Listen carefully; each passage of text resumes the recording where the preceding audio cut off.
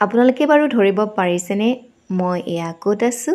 হয়, মই আছোঁ এটি পূজা মণ্ডপত। আৰু মই আজি দিনতে কেইটিমান পূজা মণ্ডপ দৰ্শন কৰিলোঁ। ভাবিছোঁ আপোনালোককো অকণমান দেখুৱাই দিওঁ। নগাঁৱৰ কেইটিমান মণ্ডপহে চাইছোঁ আৰু চাবলৈ বাকী আছে। তো যিকেইটা চাইছোঁ আপোনালোককো দৰ্শন কৰাম বুলি ভাবিলোঁ।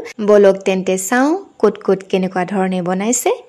আৰম্ভ কৰিছোঁ নগাঁৱৰ শৈবগাঁৱৰ পৰা।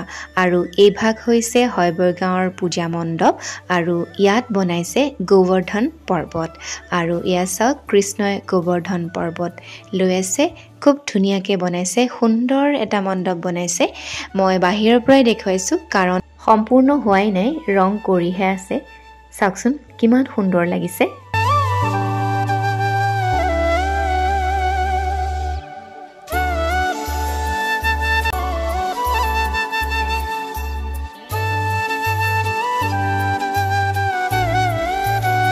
আৰু এই ভাগ হৈছে মৰিগাঁও চেণ্ডিগেটৰ। আৰু এতিয়া আমি নগাঁৱৰ ক্লক টাৱাৰ হৈ গৈছোঁ ITI লৈ বুলি। আৰু ৰাস্তাৰ কাষত যদি পূজা মণ্ডপ পাওঁ দেখুৱাই যাম বাৰু।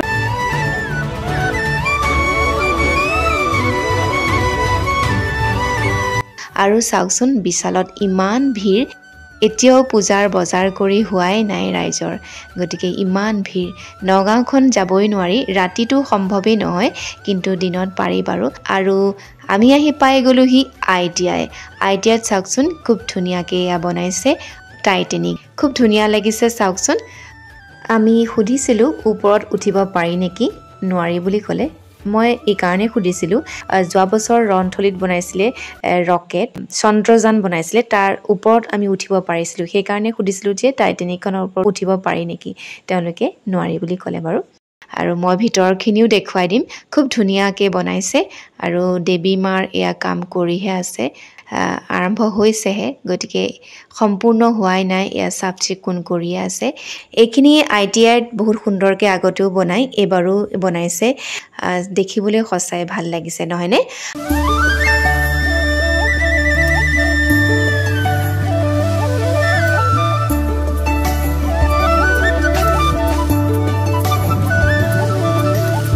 আৰু এই ভাগ হৈছে বেংগলী পূজা বাৰী, বেংগলী পূজা মণ্ডপ। 131তম পূজা মণ্ডপ লিখা আছে। ইমান ধুনীয়াকৈ ইয়াতে বনায়।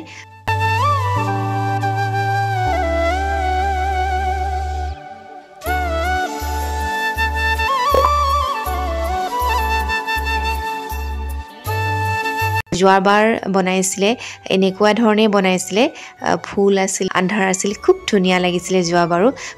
সকলোতে পখিলা এনেকুৱা ধৰণৰ চৰাইবোৰ আছিলে।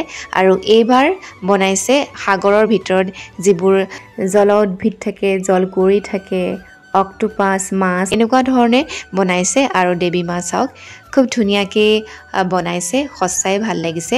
দিনতো আহিলে আন্ধাৰ নিচিনাই লাগে, ৰাতি অহা নিচিনাই লাগে। আৰু আগতেও তেনেকেই বনাইছিলে যোৱা বছৰ, এইবাৰো অলপ তেনেকুৱা ধৰণেই বনাইছে। খুব ভাল লাগিছে, মানে আহিবলৈ মন যোৱা নাই, ইমান ধুনীয়াকৈ বনাইছে। চব আপোনাৰ ওচৰৰ পৰা চালেহে আপোনালোকে ধৰিব পাৰিব, ইমান ধুনীয়াকৈ বস্তুখিনি বনাইছে, দেখিয়ে ভাল লাগিছে। আৰু ইয়াতে বৰ্তমান ভিৰ কম, কাৰণ মই দিনতে আহিছোঁ। এয়া চাওক জলকুঁৱৰী আছে, দেখিছেনে?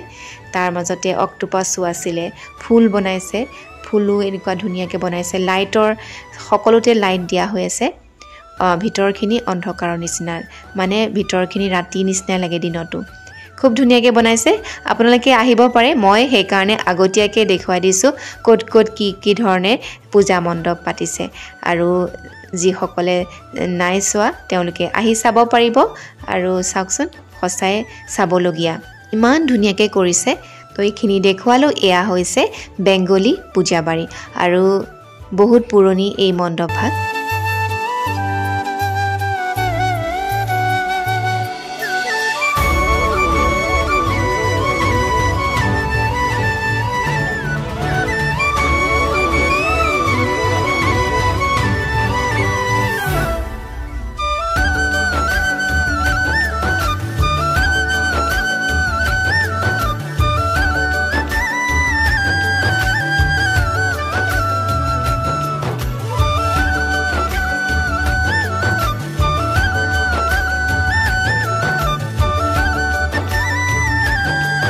তাৰ পাছত মই দৰ্শন কৰিবলৈ আহিলোঁ আমাৰ দুৰ্গা মন্দিৰ ভাগত কলংপাৰৰ দুৰ্গা মন্দিৰ ভাগত আহিছোঁ এয়া মন্দিৰ ভাগ সদায় থাকেই মাৰ মূৰ্তি সদায় থাকেই খুব ধুনীয়া এই ভাগ পূজা আৰু এয়া আৰম্ভ কৰা হৈ আছে ইয়াতে সেৱা কৰিলোঁ তাৰ পিছত মই আহিলোঁ এয়া শনি মন্দিৰৰ পূজা মণ্ডপ আৰু যোৱা বছৰ ইয়াতে খুব ধুনীয়াকৈ কইনছ দি বনাইছিলে খুব ধুনীয়া হৈছিলে যোৱা বছৰৰ পূজা ভাগ এই বছৰো সঁচাকৈ ক'বলগীয়া খুব কষ্ট কৰি বনাইছে আৰু চাওকচোন দেখি আপোনালোকে ভাবিছে হয়তো কিনো বেলেগ বনাইছে দেৱী মায়ে বনাইছে কিন্তু চাওকচোন কিমান ওখ দেৱী মা বনাইছে কিমান ডাঙৰকৈ দেৱী মাক বনোৱা হৈছে 51 ফুট ওখ দেৱী মাৰ এই মূৰ্তি আৰু দেৱী মাৰ মূৰ্তি ভাগ তাতেই বনোৱা হৈছে বাহ কেনেকৈ দিয়া হৈছে দেখিছেনে ওপৰতে তেওঁলোকে বনাইছে খুব কষ্ট কৰিছে খুব হেভি হৈছে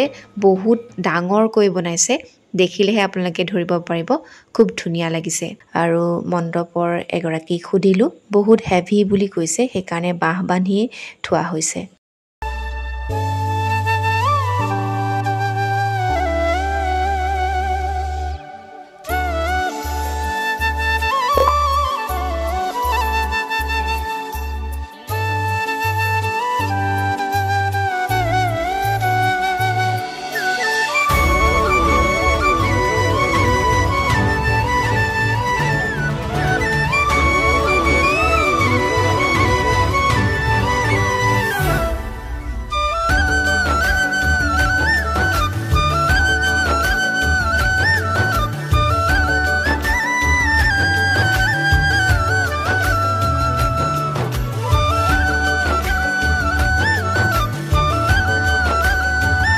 আৰু এতিয়া আহি পালোহি এডিপি কলেজৰ ওচৰত এই ভাগ কি বনাইছে মই ধৰিব পৰা নাই বাৰু কিন্তু বহুত ধুনীয়া লাগিছে ইমান কষ্ট কৰি কৰে মণ্ডপ এটা বনাই সঁচাই শলাগ ল'বলগীয়া নহয়নে বাৰু আৰু বাকি কি বনাইছে মই হয়তো ধৰিব পৰা নাই আপোনালোকে যদি পাৰিছে জনাবচোন দেই